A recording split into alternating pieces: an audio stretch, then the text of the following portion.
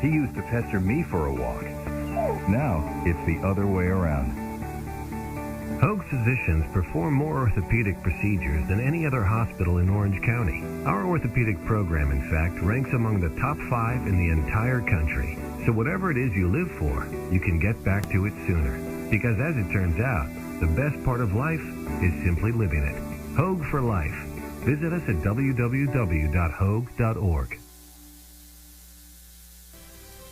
Welcome to Women Kicking Glass, the only radio show on OC Talk Radio dedicated to empowering women to be the best leaders they can be in any endeavor they choose.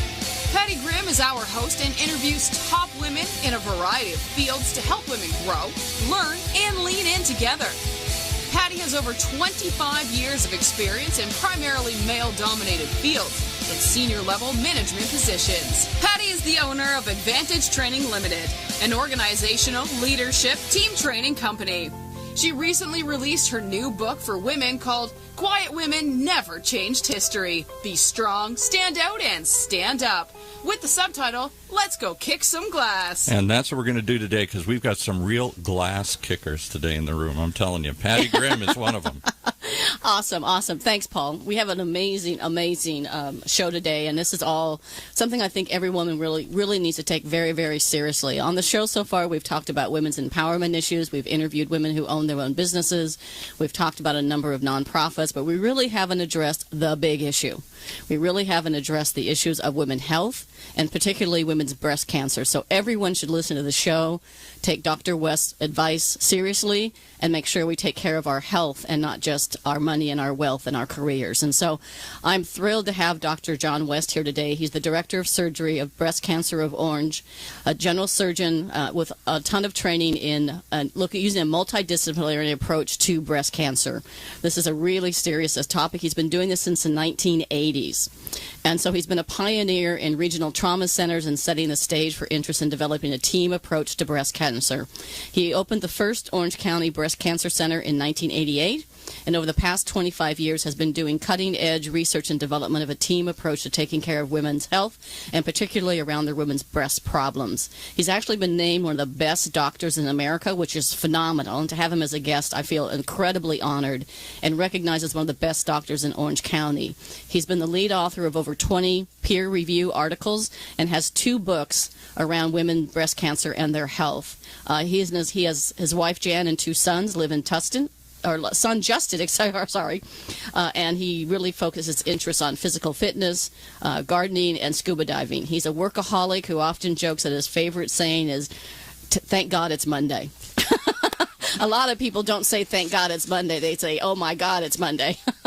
So thanks, Dr. West, for being here. I really appreciate this. We had a great conversation about some of these issues, and I think every woman needs to listen to Dr. West, his advice, and get his book. And so you recently published a book that explains much of the progress around early detection of breast cancer and explains the detailed consequences of some of the things that are happening with insurance companies and healthcare. And what's interesting is we're doing this show on the day that the United States government and Congress is voting on the replacement for Obamacare. So it's a very timely show.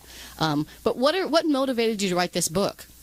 Well, I've been doing this for a long time, and for decades, and there are so many controversies. On one side of the coin, we're making incredible progress. We're detecting cancers earlier. We're saving lives.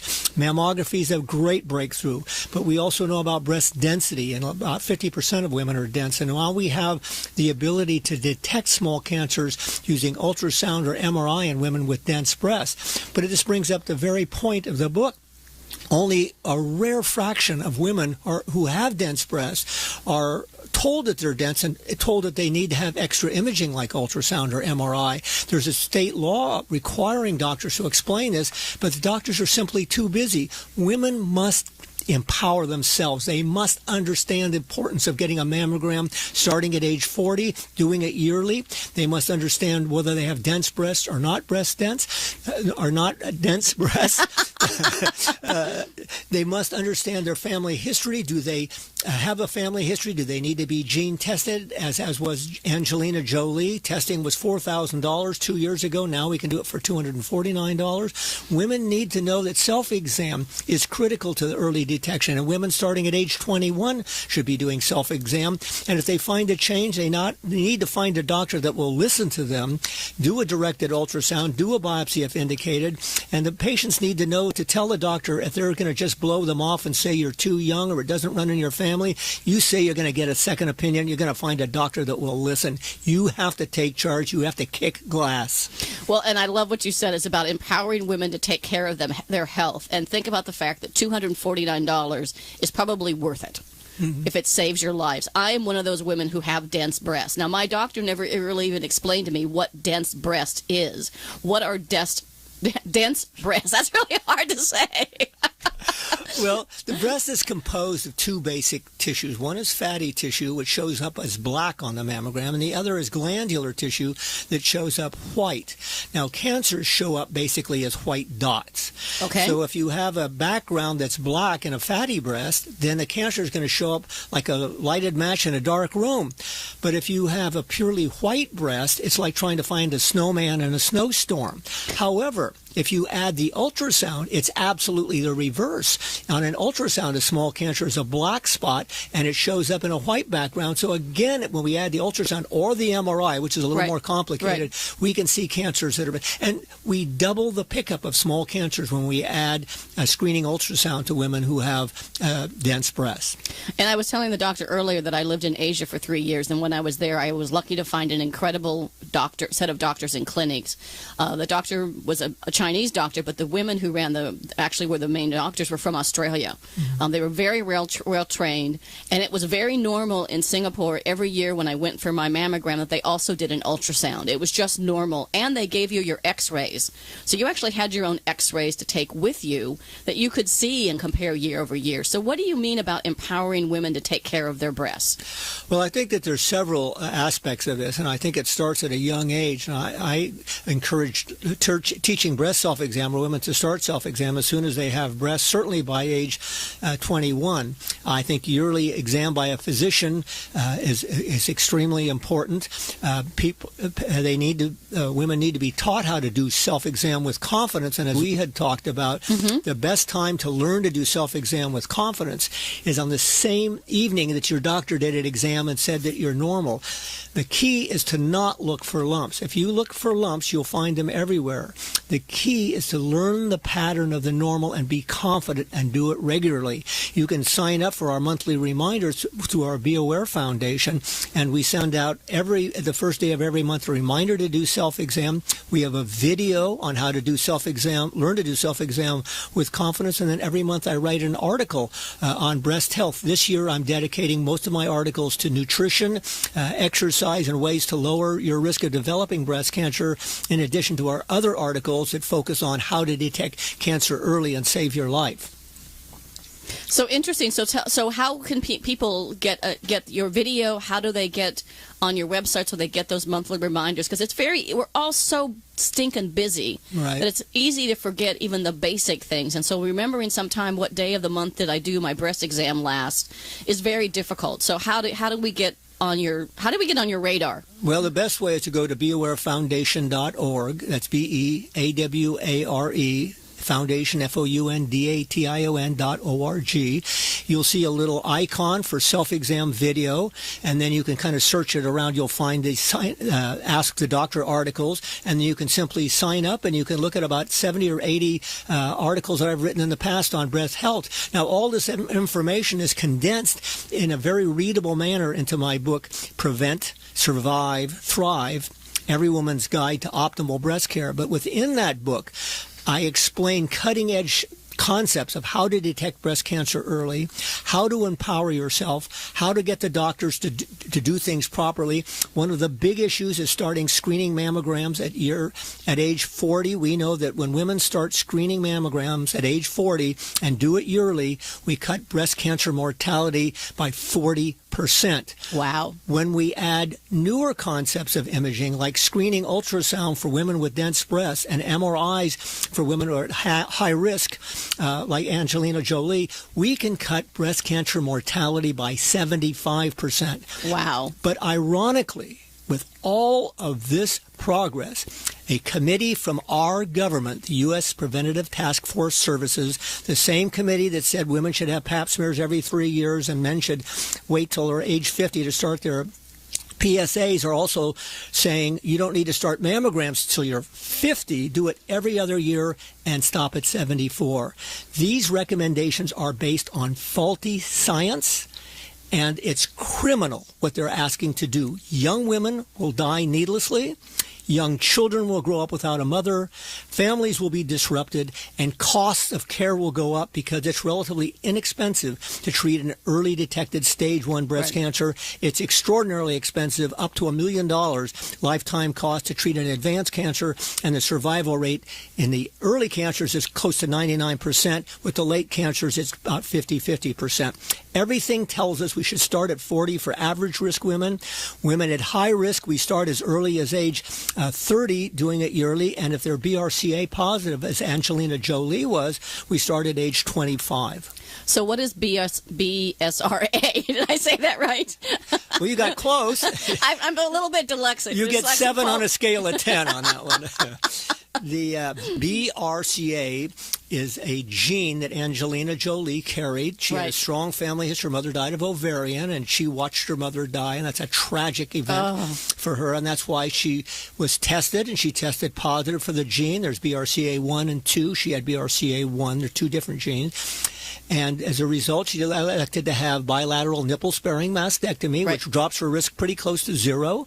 And she looks great, and it's a classic example of what we can do for women. But women have to demand it.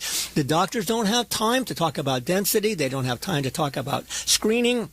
Starting at 40 versus 50, risk assessment, all these things are critical. Teaching BSC, breast self-exam, can save lives, and yet the women have to take charge and understand this and insist upon getting this information. If not, buy my book and get the information from the book. But my gosh, you've got to know what to do to take care of your breast, to take care of your health, to take care of your children. It's up to you. Yeah. You must take control. It was interesting. There was actually a TV show the other day that showed a number of women who had had double mastectomies that had chosen to stay flat. That had chosen to not get the extra surgery to replace the breast that they lost. And it was very interesting to hear these women talk about how empowered they felt. And they showed actually physical pictures of the women that were flat, that had gone through the double mastectomy, whether they had the gene or not, but they had to go. They went through that process. And thank goodness for people like Angelina Jolie who talk openly about their issues, why they did what they did, and had the bravery and courage to come forward and do something about it. Well, you bring up a really good topic. I work at BreastLink, which is a multi-disciplinary team that has imagers. We do screening mammograms, diagnostic mammograms, ultrasound, MRIs. We have surgeons. My son's a plastic surgeon, Justin West. He, in fact, wrote 2 of the chapters in my book about reconstruction after both mastectomy and after lumpectomy, which is a very interesting topic. And we have oncologists on board. We do research. We have radiation therapy. It's probably the only fully integrated breast cancer center in the nation where everybody's in one office, one phone number, one computer database. We talk to each other every day, and we are able to give the highest quality breast care offered anywhere in the world. So when you talk about a team approach to breast care or breast cancer, and I would say breast care, not just breast cancer. So is that what you mean when you talk about a team approach? Absolutely. We do everything from young children all the way up to elderly. We take care of men. We take care of women of all ages. And our big role is, one of our big roles is to detect cancer early, but also a big role is to reduce your risk of developing breast cancer. There's things like exercise. Walking for 20 minutes 5 times a week drops your breast cancer risk by about 10 or 15%. If you eat right, if you control your weight, you keep your alcohol under control, all these things can be done to lower your risk of developing breast cancer and improving your chance of survival if you do develop it but catch it early. So these are some great examples when you talk about how women can optimize their breast care. Right. So like eating well, exercising 20 minutes a day, walk the dog around the block, walk with your kids, walk your kids to the park. Don't drive to the park if it's 20 minutes away. Those are things you can do to actually help. Eat well, take care of yourself, watch the alcohol. Obviously, don't smoke. Is one of the big ones as well. So that's kind of that approach. So you shared a couple of stories, and I think there's really power in stories. And you talked about the story about Michelle. Yes. And so tell our audience a little bit about what happened, about Michelle's story. The book is dedicated to the memory of Michelle because that memory, that story should encourage a woman, inspire a woman to take control of her breast health. Michelle was 22 when she found a lump. She was captain of the swim team at a Midwest college. She went to student health. They said, "Oh, you're too young, you're too fit, it doesn't run in your family, you're just a nervous female, don't worry about it, it's your hormones." And so she did worry about it, and she went back home, and her family made sure she got actually 2 or 3 second opinions the first few months she was back on spring break. And they all said exactly the same thing. Well, the story went on and on. The lump got bigger, but people kept telling her not to worry about it. You're too young. You're too young, 22. She finally developed pain in her back and in her sternum. They did a bone scan, and it was obvious she had metastatic cancer. And finally, they biopsied the breast, and it was the source of the metastases. They put her on chemo. They did the mastectomy, but unfortunately, 2 years later, she died. So Michelle's place in Temecula is dedicated to the memory of Michelle, and they do a lot of outreach to the community. And my book is dedicated to Michelle because it's such a classic example. Had Michelle done the opposite, as she say, "Look, doc, I found this lump. It's new. I want a directed ultrasound, a focused cone compression mammogram view. If you see anything abnormal, I want a vacuum-assisted biopsy. However, if the entire workup is negative, I want you to follow me at 2, 4, and 6 months. I read this in Dr. West's book, and I know that's the proper thing to do. And oh, by the way, if you don't want to follow those directions, I'm going to go out and find a doctor who will." That's empowering women to take care of their health and their breasts. That you take control and you don't let the doctor be the one that tells you, "Oh, don't worry about it. I have dense breasts," right? I'm going to go see Dr. West and several other people that he recommended because my doctor just says, "Oh, you have dense breasts. You should get a breast exam once a year." She's never recommended an ultrasound or an MRI or anything to deal with the issues. And so that's really about empowering yourself to take care of your own health. So here's what you say to your doctor, Patty. You say, "Look, I have learned about breast density, and I know there's a law out there that I'm supposed to be given the option of doing screening ultrasound that will pick up that will double the pickup of small cancers, and I just don't want to miss something. So I want you to order a screening ultrasound for me. And oh, by the way, I'll follow Dr. West's rule. If you don't want to treat me properly, I'll find a doctor who will." Exactly. So can men get breast cancer? Absolutely they can, although most of the lumps we see in men are in fact hormonally related, certainly in teenage boys and young boys. In men between the ages of 20 and 40, when we find a breast lump, we think about testicular cancer, and sometimes that diagnosis is missed. And then over age 40, we start thinking about breast cancer. However, the vast majority of the lumps we see are due to medications, particularly heart medications or bodybuilding steroids. But men who find a change in their breast, and men in theory should be doing self-exam. Maybe their wives ought to do it for them. I don't know. At any rate, if there's a change, they should report it. The key thing is knowing the normal and reporting a change. If you know your normal breast, you've watched my video, you learn to do it with confidence, you do it regularly. If something, you'll notice a change and you can bring it to the doctor's attention. One point I want to make here is that menstruating women should examine themselves 5 to 10 days after the onset of the period. Estrogen is at peak level just before the onset of the period, and the breasts are tender and swollen. That's the time most young women examine their breasts, and it's the worst possible time. If you just simply wait 5 to 10 days after the onset of the period, the estrogen levels drop precipitously. The breast tenderness drops considerably. They're easier to examine, and that's the time you should do it. So you can still sign up for our monthly reminders at beawarefoundation.org. Watch the video, sign up for the monthly reminders. But if you're having regular periods, you'll just have to put in your cell phone a reminder or such that when your period starts at 5 to 10 days later, that's when you lie down, stretch out, do a careful exam. You don't look for lumps. You know the pattern of the normal. If everything's fine, Be reassured. If there's a change, report it to your doctor. Your doctor doesn't listen, you find a doctor that will. Okay, awesome. That's a great segue. So we're going to take a quick commercial break. When we come back, we're going to continue to talk about this topic. You can tell Dr. West is very passionate about this. And if you don't get the answer you want, go see somebody else and find somebody who will. All right, thanks. We'll take a quick commercial break.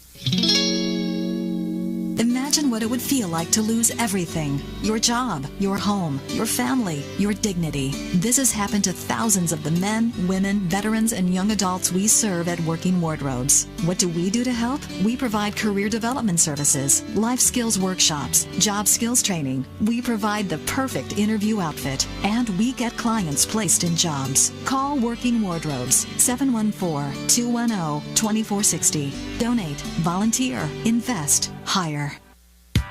When it comes to pioneers in their respective industries, we all know the Apples, Starbucks, and Trader Joe's of the world.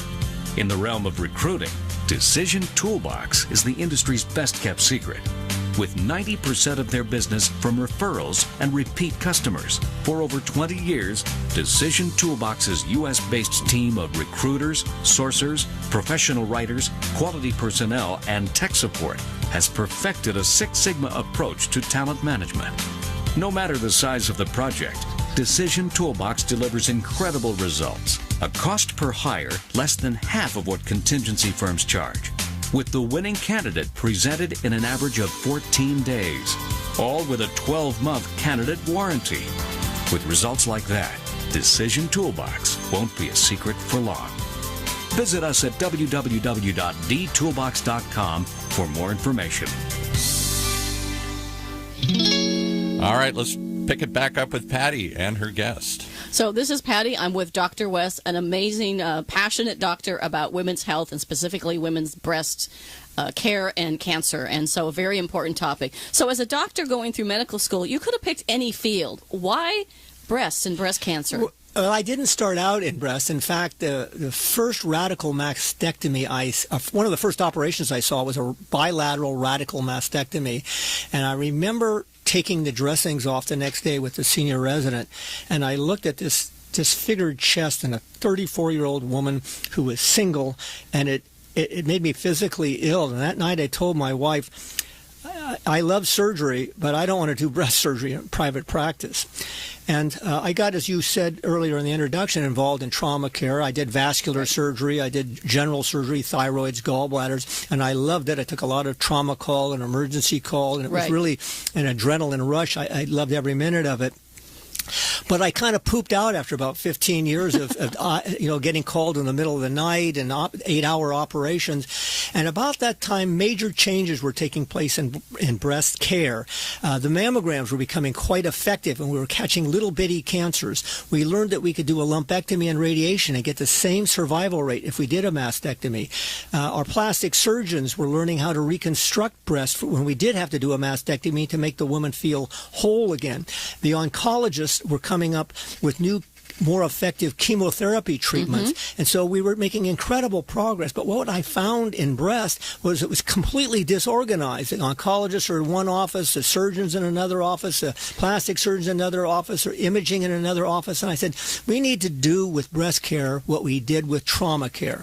We need to bring all the players together who talk to each other, have a common mission. Their mission is early detection of breast cancer and optimal breast care. We work together as a functional team. We answer the phone on the second ring. If a person has a problem, we bring them in within 23 hours. If a patient needs a second opinion, we can get them in directly. If they're not sure about their mammograms, we can read them, take better diagnosis. We have the state-of-the-art equipment with 3D mammography, modern MRI. We give I think the most effective care possible. We give a woman the maximum chance for survival if she's diagnosed with breast cancer. And for women without breast cancer, we can guarantee them that we'll give them the maximum chance of catching it early if breast cancer is in their future. Yeah. So there's literally, as I said earlier, that today, literally they are voting on the replacement for Obamacare. And what I found interesting, and I was sharing this with Dr. West before we got started, is I was watching the news, because my husband and I are sort of news freaks, although it's more challenging to watch the news nowadays. But in essence, there was an interview with some congressional panels, and they were talking about women's health. And I believe it was Senator Dianne Feinstein that looked at this group of individuals and said, do you realize there are 5 male doctors here talking about women's health? Where are the women that should be talking about these issues? So when it comes to taking care of our breasts, with getting our mammograms and things, when do you start, why do you start, and when should you stop, if ever? Okay, so that's a big question, and I think if a woman knows her family history, and she, for instance, if a woman has a mother that was diagnosed at 45, she should start at 35, 10 years earlier. Okay, that's a good rule. Okay, if she has a very strong family history and they do risk assessment and find that she's at very high risk, they might even start earlier than that. But for the average woman, starts a screening mammogram at age 40, does it yearly. If she has dense breasts, she had screening ultrasound yearly. If she's high risk, she had MRI yearly, and she continues to follow it as long as she's in good health. Now, there's a point when a person gets congestive heart failure or another kind of cancer or renal failure, you say, well, their lifetime, their chance of living more than 5 or 10 years are relatively small because they have this advanced other medical problem. And at that point, there's very little benefit in doing mammograms. Self-exam or physician exam is all that's necessary. But this is arbitrary. Some women are very diligent and they want to continue right up until their mid-80s. And other women, if they have other health problems, decide to stop doing it maybe in their 70s. So we try to, as in everything in breast care, we individualize. So we have rules, we have guidelines, we explain the rationale behind these rules and the guidelines, and then we help the woman make her own decision. It's up to her. She should be empowered. Even some patients that I have that refuse getting a mammogram and will only get a thermogram, they're worried about radiation. Well, it turns out the radiation is not an issue, but I'd rather take care of these patients and do the best I can with them under limited circumstances than to have them go elsewhere where they get poor advice. I think that we can take care of every woman because we individualize, we listen, and we develop a treatment plan that's met for them. Right. You also talked when we were chatting earlier about it's not just about lumps in your breast. There's other kinds of cancer related to the breasts themselves. And you shared a story about a woman that had what she thought was a rash. That's exactly right, and it's an interesting story because I was going through my emails, and I got one from somebody I didn't recognize the name, and I opened it up and it said, Dr. West, thank you for saving my life. So that was kind of not one I was going to delete right away. And I read it further, and I looked at the name, and said, I don't know this patient. Then I realized it came from Ireland. Ireland? I couldn't believe it. It had to have been a mistake. So she goes on in the letter to describe how she found a little rash or some flaking of the skin in her nipple. And she was 34. She had 2 little children. She wanted to do everything she could to take good care of herself. She went to her doctor. Says, oh, don't worry about it. It's eczema or contact dermatitis. We see it all the time. He gives her a salve and sees her back in 3 months, and it's getting worse. And so he decides to give her a little stronger treatment, a salve. And she's thinking to herself, nah, there's something wrong here. Her woman's intuition told her the doctor wasn't convincing. He didn't seem to know what he's talking about. So she goes to the internet and she finds the Be Aware Foundation and finds my Ask the Doctor articles, and she finds the article that was on what we call Paget's disease of the nipple. And Paget's is a form of cancer that's related. It occurs within the nipple, and there's skin changes in the nipple, little ulcerations, or sometimes what just looks like flaking of skin, but it's on one nipple only. So she copied the article, and the article said, if you don't respond to, say, steroid treatment in 10 days, then you need a punch biopsy of the skin of the nipple. So the doctor read it, and he said, well, okay, I'll send you over and have it done. And she gets the punch biopsy, and sure enough, she has Paget's disease of the nipple. She has a limited mastectomy, and she's cured, and she gives me credit for saving her life. And all I did was write a little article and ask the doctor in the Be Aware Foundation website. Yeah. You also talked about how somebody that also picked up a 15-cent brochure and found out they also had something. That's one of my favorite stories. A 15-cent brochure saved this person's life. So think of it. Both Komen Foundation and American Cancer Society have concluded that monthly breast exam, self-exam doesn't work. But they say you should be self-aware and report a change. And so in my book, I summarize that by saying it took a committee to be that stupid, because those recommendations make no sense at all. So at any rate, breast self-exam by and large is not done properly, and most women are not confident in doing it. So what a story that you brought up was a woman who went to the Coleman race. She was 34 years old, and at the end of the race, she picked up a bunch of stuff, put it in her shopping bag. They have the little vendors out there, and that night she's in her nightgown watching TV, and she's pulling things out of the shopping bag, and she gets a pamphlet. It says breast self-exam, how to do it. So she starts with her left breast and checks it. It seems normal to her. Goes to her right breast, and her little area just didn't seem right to her, and she told her friend the next day, said, well, you better go see your gynecologist. The doctor says, look, you're 34, doesn't run in your family, you're a hysterical female, don't worry about it.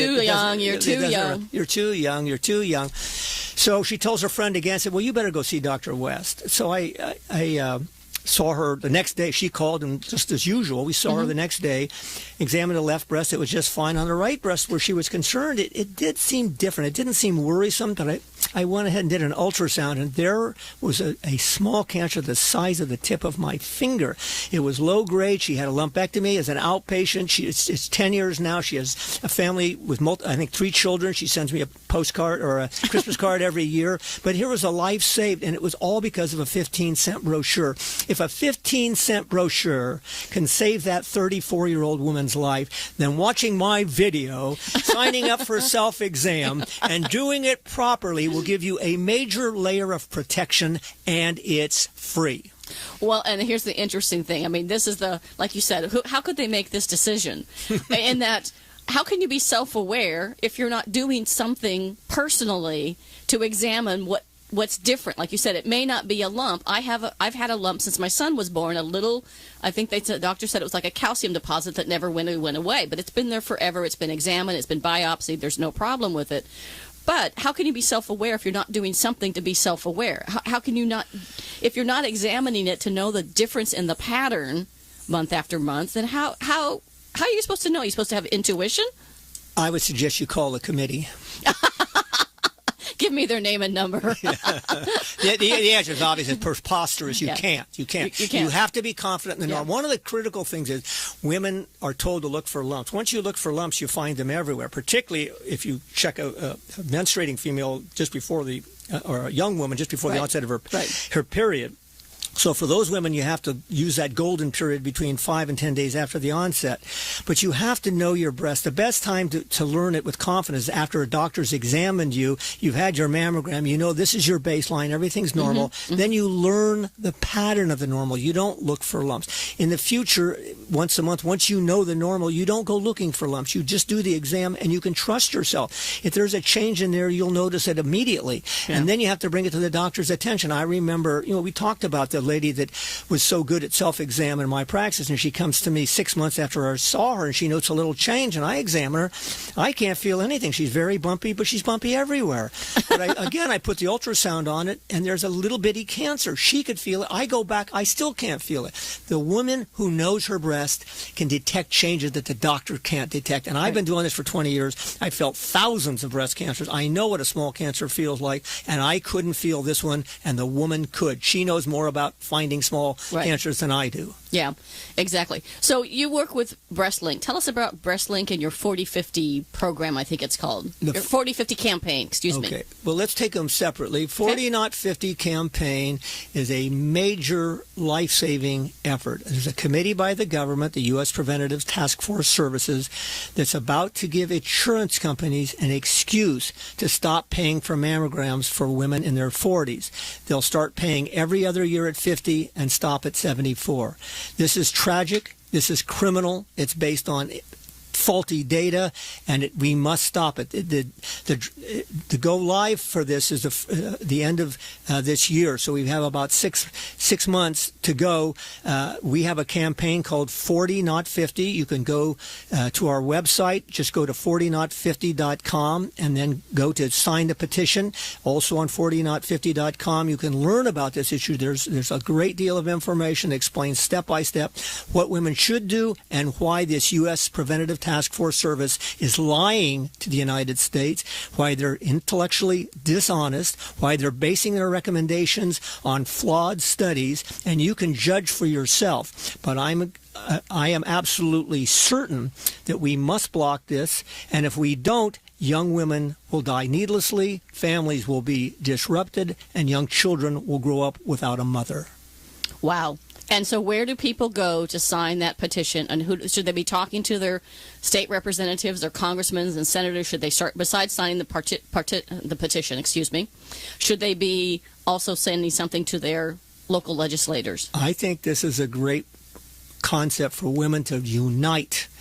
A common cause that unites all women, and men are very interested in this too. I have a granddaughter, I have 2 sons, and I have a wife that I care very much for, and I want them to do the right thing, and I want the right thing done for them. So first of all, I would ask every one of your readers to immediately go to 40not50.com, sign the petition, copy the link, send it to all your friends, put it on Facebook, and then, yes, go, if you have politicians that you know or you're confident in writing a letter, then you protest and simply tell them to go to 40not50.com. But we must block this legislation. If not, insurance companies won't pay. We know that a lot of women in the 40s can't go out in the 40s can't afford the mammogram. They need to put food on the table for their children, and they're going to go without, and as a result, cancers will be diagnosed later, and these women will have a lesser chance for survival. Yeah, so I'm actively involved in NAWBO, which stands for National Association of Women Business Owners, and I'm on the Public Policy Committee.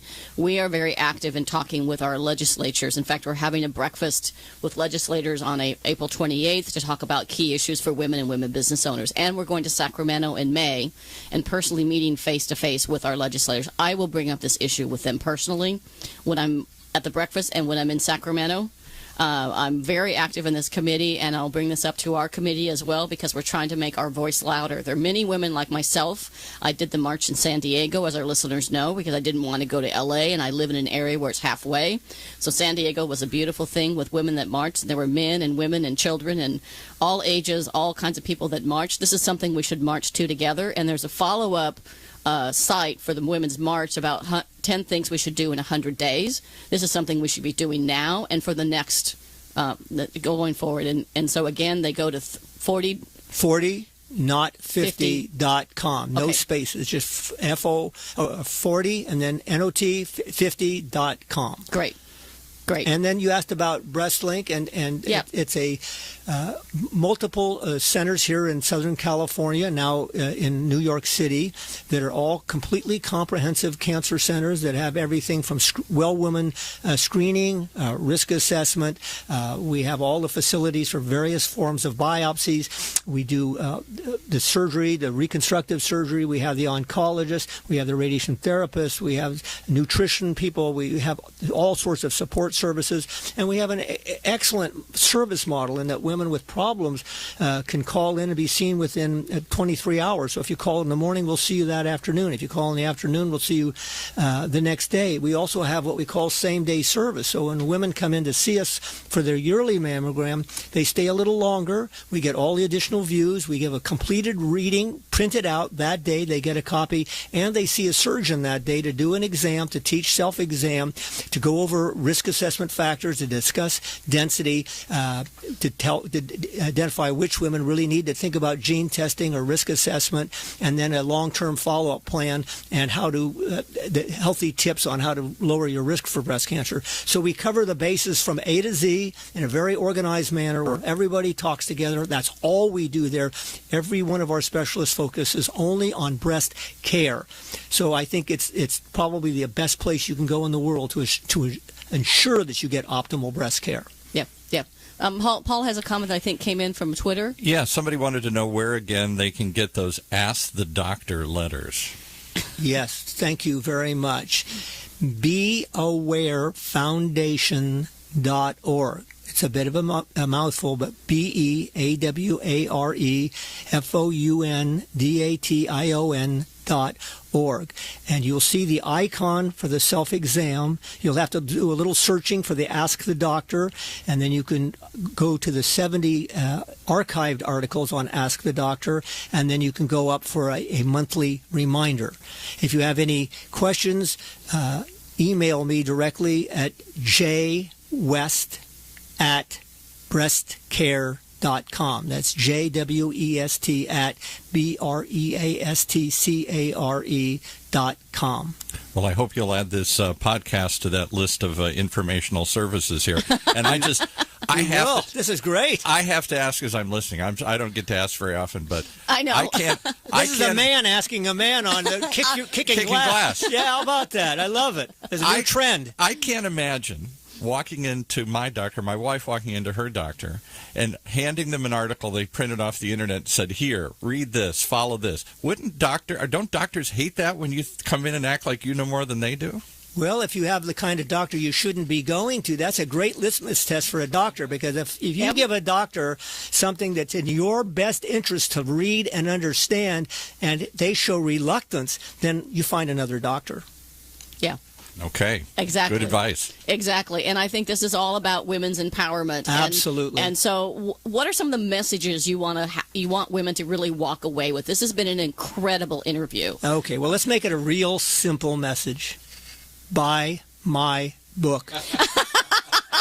Prevent. Oh, come on. It's got to be better than that. Prevent, Survive, Thrive. Every Woman's Guide to Optimal Breast Care. And why I say that, I've spent the last 2 years putting all of this together to make it readable, to tell stories, but basically to tell you what I'd tell my wife or daughter if she had the same problem you have. So you get 40 years of experience combined in 300 pages that deals with the entire issue of breast care, from birth to elderly, and all aspects of technology, diet, nutrition, exercise, everything you need to know to make sure you have optimal breast health and that you are empowered to take charge of your health. So one of the things I talk about in my book, I have 5 things or 5 principles to help women be more empowered women. And the 4th principle, which I may need to move to number 1, is put yourself first on your things to do list. Women are very guilty of doing everything else for everybody else, whether that be at Christmas time, there's not a lot of money, and I did this as myself and my husband, there wasn't a lot of money, so we gave gifts to the kids and didn't give gifts to ourselves. The same thing with our health. We put the kids first. We take the kids to get vaccinated. We take them to the doctor when they have a sniffle. And yet women sometimes don't take care of themselves and put themselves, at least not number 1 on your things to do list. I put it number 1 because I think you need to take care of yourself to take care of your kids. And if you have a delayed diagnosis of breast cancer, I can't tell you how disruptive that is for a family. The children, you do then lose attention. You can't put the energy into your children. You just can't do it. So taking care of yourself, the self-exam it's free, it's easy, it works. The starting mammograms at age 40 is no big deal. You must do that. You can't make excuses for that. And find a doctor that will listen to you. That may be the biggest message of all. Bring the doctor in an article, tell them Dr. West said you do this or that, and if they say, oh, that's interesting, he's a good guy, yeah, I think I'll listen to it. But if the doctor shows that doesn't really listen to you, find a doctor that will. Yeah, even on the airplane. They say, put on your mask first before you can take care of your child or somebody that's with you. Right. You can't. This is one of my things in the book. You can't give away what you do not own. Yeah, right. So you point. can't take care of yourself your kids if you're not taking care of someone else. I couldn't have said it better. Yeah. So just we have a couple last minutes. Final thoughts for the audience, for men and women that might be listening. What should husbands be doing? And then how do we get in touch with you? I know we need to buy your book, Prevent, Survive, Thrive by Dr. John West. What else can we do? Well, I think first I buy the book, but where do they buy the book? So we had somebody else come in. Where do we get the book? Here? Well, Amazon.com and Borders and Barnes and Nobles, and they all carry it. So and then get 2 copies because you want to give one to your friends. If you have daughters, if you have 3 daughters, then get 4 copies. But the point is, every woman should have access to this book. And when you go to your doctor's office, you might Carry it with you. Carry it with you and say, here, you read this. So I think empowerment is the word. It's kicking glass, and part of that is putting your health first and empowering yourself and taking charge of yourself. And don't listen to anybody who says, don't worry about it, you're too young, or you're too old, or you're too this, or you're too that. You have to get definitive answers to definitive problems. Thank you, Dr. West. This has been amazingly informative. It's been very helpful, super practical. I really appreciate you being here and bringing this important message forward. I think sometimes we all think about breast cancer in October when it's the Breast Cancer Awareness Month or whatever. I think it is October. October, yeah. And I always get my exams and done on around my birthday, so I remember to get it done. Otherwise, you just get too busy. Women in the audience and men, you have to take care of yourself. You have to do the tough thing and be willing to go out there and get tested, because it's not just your life, it's your husband's life, it's your family's life, and it's your children's life. So thank you, everybody, for being here. Thank you, Dr. West, for an incredible show. Can't wait to get the book. Be sure and buy the book, Prevent, Survive, and Thrive by Dr. John West. Just a couple things for the audience. One is please get in contact with me if you would like to be on the show, if you have a topic you'd like to have covered on this show, and if you'd like to just reach out to me individually. I do speeches and conferences and presentations on women kicking glass, and I'm also started my new book called Play the Game by Your Rules, Powerful Negotiation Skills for Women. So I'll have a second book coming out. If you want to get in touch with me, you can contact me at pattygrimm@live.com, and that's PATTIEGRIMM at live.com, live.com. And thank you, Dr. West. It's been a pleasure being here, and I really appreciate your frankness, your passion, and your dedication to helping women be healthy. Thanks, Dr. West. Thank you. It's been a pleasure to be here. I really enjoyed it. It's been great. Thank you. Thanks for listening to Women Kicking Glass, the only radio show on OC Talk Radio dedicated to empowering women to be the best they can be. Listen each week or download the podcast at patty.grimm.podbean.com.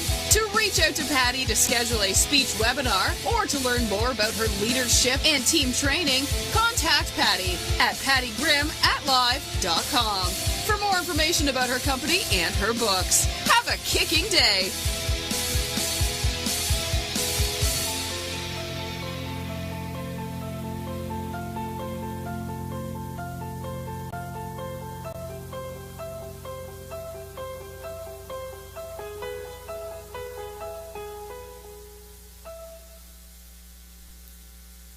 Support for this podcast and the following message